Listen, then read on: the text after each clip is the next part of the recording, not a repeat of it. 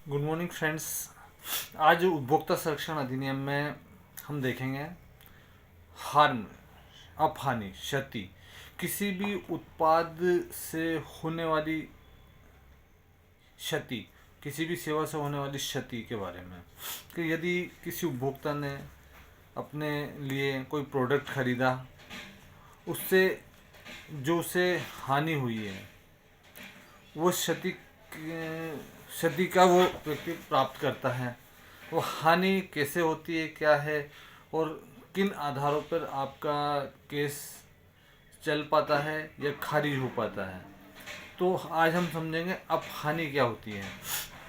किसी भी उत्पाद में जो, जैसे मोबाइल है, यदि उत्पाद मोबाइल हैंग हो रहा है, नहीं चल रहा है तो वो उत्पाद में डिफेक्ट है और नहीं चल रहा है तो वो चेंज हो जाएगा। ये तो एक प्रोडक्ट का डैमेज है, प्रोडक्ट चेंज होना। पर कभी कभी क्या होता है, मोबाइल फट गया, फटने से व्यक्ति की आंखें चली गई, मोबाइल फटने से, या फिर चार्ज पे लगाया, चार्जर और मोबाइल फटने से घर में आग लग गई, या उसका फर्नीचर या पूरे घर को नुकसान हो गया। ऐसी स्थिति में जो एक्स्ट्रा हानियाँ होती है, उत्पाद तो खराब है तो चेंज हो सकता है, पर जो एक्स्ट्रा हानि होती है, पूरे घर में आग लग गई, उस व्यक्ति की आंखें चली गई, उस व्यक्ति जो प्रोडक्ट लाया, जो उस प्रोडक्ट का इस्तेमाल कर रहा है, उसकी उसकी मृत्यु हो गई, तो यह अपहानि की श्रेणी में आएगा। अब इस अपहानि में किस किस तरह की अपहानि होती है। पहला तो पहला तो संपत्ति को नुकसान होता है। जैसे कोई डिफेक्टिव गीजर आया, गीजर पे फटने से घर में आग लग गई, व्यक्ति जल गए, घर के टीवी रिपेयर या फर्नीचर सभी उस आग के कारण जल गए। दूसरा, शरीर को नुकसान, कोई मिलावटी दवा खाने से किडनी फेल हो गई, प्रेशर कुकर फटने से हाथ जल गया, या अन्य तरह की कोई भी क्षति जो गंभीर होती है। मानसिक क्षति होती है, जो जो प्रोडक्ट से उसके घर में आग लगी, किसी भी व्यक्ति को चोट पहुंची, उससे व्यक्ति हताश हुआ, परेशान हुआ और उसके इलाज के दौरान वो मेंटल डिस्टर्ब रहा, ये मानसिक कष्ट रहेगा। डिप्रेशन, डर में रहा कि कहीं व्यक्ति के जान ना चली जाए, या कोई घर का में कमाने वाला सदस्य एक्सपायर हो जाता है तो आने वाले जो उसके बच्चे हैं वगैरह उनका क्या हो। ऐसी स्थिति में मानसिक कष्ट और अन्य नुकसान भी कुछ हो सकता है। तो धारा 83 में जो कंज्यूमर प्रोटेक्शन एक्ट के अंतर्गत ये दिया गया है कि किसी उत्पाद से ये कोई हार्म हुई है, क्षति हुई है, तो उत्पादक निर्माता से, सेवा प्रदाता से और प्रोडक्ट विक्रेता से, तीनों से ये हार्म की, तीनों के विरुद्ध इस अपहानि, हार्म्स की वसूली के लिए कार्रवाई की जा सकती है। अब ये कार्रवाई आप हार्म, इसमें एक बात और है, आपको जो हार्म हुआ है ना वो डायरेक्ट होना चाहिए। किसी आज किसी प्रोडक्ट के इस्तेमाल करने से कुछ दिनों बाद आपको कोई समस्या हो, डायरेक्ट अनलिंक नहीं होना चाहिए, डायरेक्ट उससे नुकसान होना चाहिए। दूसरा, एक सामान्य कोई कॉमर्शियल हानि होना, जैसे मान लो मेरा लैपटॉप नहीं चला तो मेरे काम नहीं हो पाया, ये कॉमर्शियल हानियाँ जो जिसे आप दूसरा लैपटॉप से कर सकते थे या अन्य से हो सकता था, वो इसमें इंक्लूड नहीं होगी। केवल आकस्मिक हानि और कनेक्टेड हानि, कनेक्टेड उससे कनेक्ट होनी चाहिए, जो तुरंत है, जिसे बदला ना जा सकता हो, जिसे रोका ना जा सकता हो। ये हानि आप उत्पादक निर्माता, सेवा प्रदाता और विक्रेता तीनों के खिलाफ इसके विरुद्ध दावा लिया जा सकता है। अब किन ग्राउंड्स पर आपका ये दावा खारिज होता है, ये भी समझना होगा।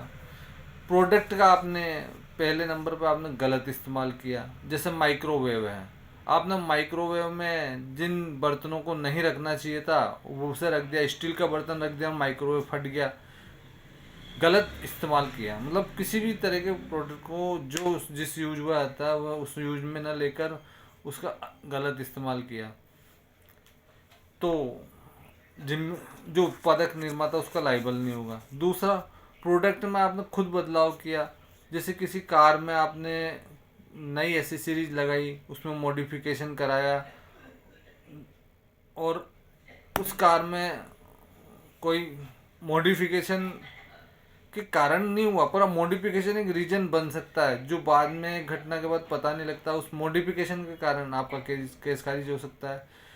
चेतावनी, चेतावनी यदि प्रोडक्ट निर्माता ने पहले ही लिख दी है उस कारण भी आपका केस खारिज हो सकता है। जैसे आजकल बीड़ी सिगरेट के प्रोडक्ट पर लिखा होता है कि इससे कैंसर हो सकता है, और आपको बीड़ी सिगरेट पीने से कैंसर हो जाता है, तो कंपनी लाइबल नहीं, क्योंकि उस चेतावनी दे दी गई है। दवा पर, किसी दवा पर लिखा है कि बिना डॉक्टर की सलाह के ना लें, और आप बिना डॉक्टर की सलाह के वो दवाई ले लेते हैं, तो उत्पादक जिम्मेदार नहीं है। एक दवा का केस था जिसमें दवा लेने वाले व्यक्ति की किडनी खराब हो गई। जब केस किया गया तब ये कंपनी ने कहा कि ये दवा डॉक्टर ने लिखी, सही बात है, पर इसकी किडनी पर इसका इंस्पेक्शन हो सकता है, ये हमने उस पर चेतावनी साफ लिखी है। तो उस व्यक्ति की जांच किए बिना उसे दवा दी गई थी, तो इस आधार पर भी केस खारिज हो गया। तो कुल मिला के दोस्तों, आपका प्रोडक्ट से जो हार्म है वह इन इन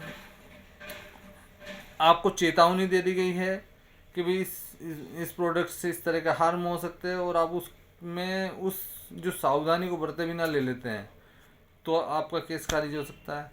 गलत इस्तेमाल कर लें आप प्रोडक्ट का तो भी आपका केस खारिज हो सकता है। उसमें बदलाव मॉडिफिकेशन कर दें तो भी आपका केस खारिज हो सकता है।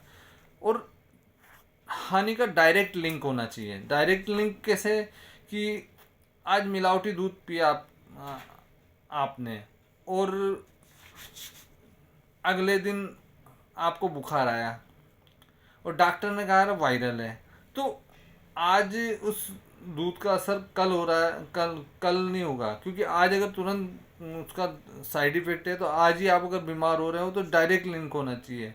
2-4 दिन बाद कोई चीज़ का आपके ऊपर असर हो रहा है तो वो अन्य रीजन से भी हो सकता है, डायरेक्ट लिंक भी होना चाहिए। और प्रोडक्ट का जो से नुकसान हुआ है, तो प्रोडक्ट जैसे लैपटॉप ख़राब हो गया, आपका काम नहीं कर रहा है, उसमें डाटा आपका लैप्स हो गया, तो प्रोडक्ट का नुकसान है, प्रोडक्ट चेंज करके मिल सकता है, इसमें आप हानि नहीं मिलेगी।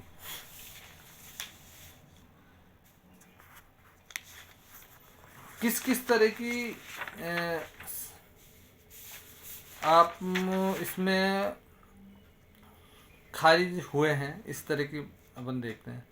नई कार में एसी काम नहीं कर रहा था और व्यक्ति बेहोश हो गया,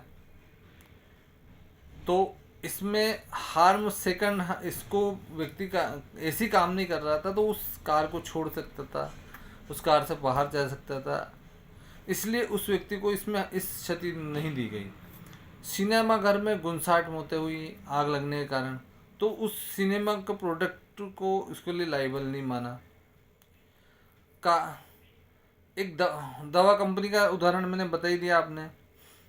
एक किसी भी प्रोडक्ट को आपने लिया, उससे उल्टी हो गई, मात्र इतनी सी क्षति हुई, तो ये अफानी की क्षति में नहीं आएगा, इसे नॉर्मल मतलब डिहाइड्रेशन की श्रेणी में माना जाएगा, अब अफानी की श्रेणी में नहीं माना जाएगा।